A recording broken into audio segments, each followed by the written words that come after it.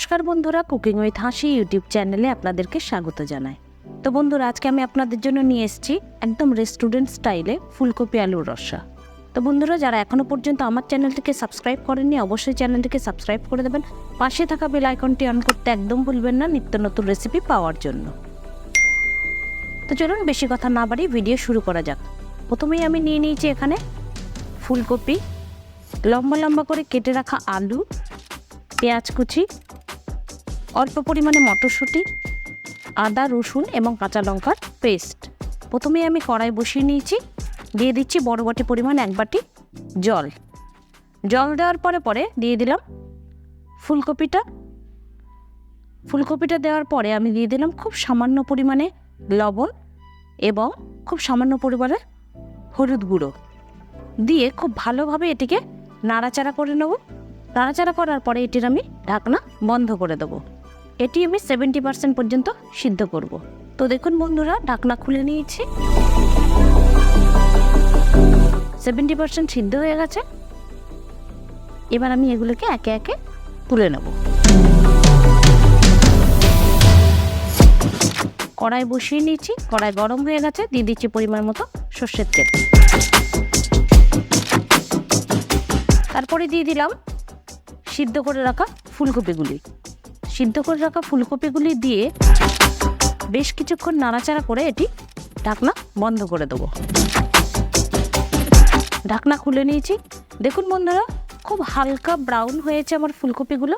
আমি এর থেকে আরেকটু ব্রাউন করে ভেজে নেব, তাই আমি এটির ঢাকনা আবারও বন্ধ করে দিচ্ছি। ঢাকনা খুলে নিয়েছি। দেখুন বন্ধুরা, খুব সুন্দরভাবে ফুলকপিগুলো ভাজা হয়ে গেছে। এবার আমি এগুলোকে তুলে নিচ্ছি।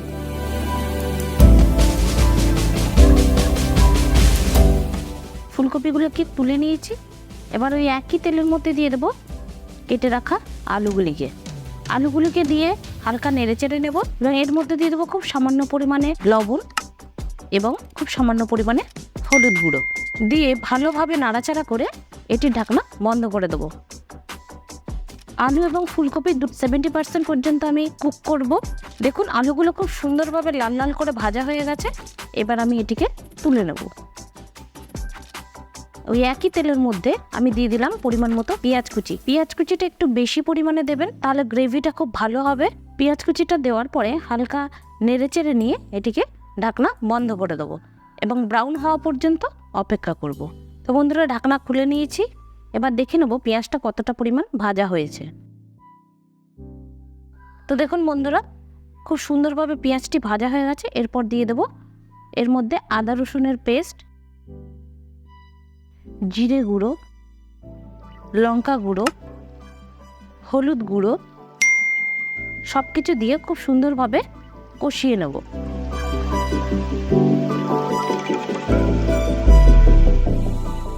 এবার আমি দিয়ে দিচ্ছি 1 বাটি পরিমাণ কাটা টমেটোগুলো দিয়ে আবারও ভালো করে নাড়াচাড়া করে নেব। ভালো করে নাড়াচাড়া করে নিয়েছি। এবার আমি দিয়ে দেবো বাটি ধোয়া জলটিকে দিয়ে খুব ভালোভাবে নাড়াচাড়া করে এর মধ্যে দিয়ে দিলাম ভেজে রাখা আলু এবং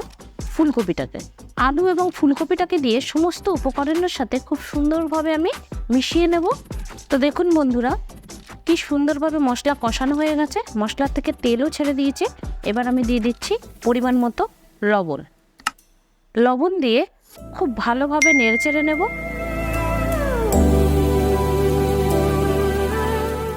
তারপর দিয়ে দিলাম খুব সামান্য পরিমাণে চিনি দিয়ে আবারও সমস্ত উপকরণ খুব ভালো করে মিশিয়ে নেব। তাই আপনারাও চেষ্টা করবেন যাতে এই রান্নায় জলের ব্যবহার খুব কম হয়, খেতে খুব টেস্টি হবে।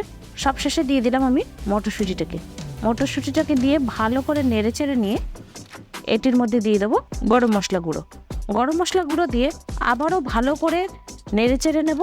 দেখুন বন্ধুরা, রেস্টুরেন্ট স্টাইলে ফুলকপি আলুর রসা একদম রেডি হয়ে গেছে। তো বন্ধুরা, আজকের ভিডিওটি আপনাদের কেমন লাগলো অবশ্যই আমাকে কমেন্ট সেকশনে কমেন্ট করে জানাবেন। আজকের ভিডিওটি যদি আপনাদের ভালো লেগে থাকে তাহলে অবশ্যই একটা লাইক করে দেবেন। ফ্রেন্ডস অ্যান্ড ফ্যামিলির সাথে শেয়ার করতে একদম ভুলবেন না। আপনারা কী ধরনের রেসিপি দেখতে চান আমাকে কমেন্ট সেকশনে জানাতে পারেন। দেখা হচ্ছে নেক্সট কোনো ভিডিওতে। ততক্ষণের জন্য ভালো থাকবেন, সুস্থ থাকবেন। ধন্যবাদ।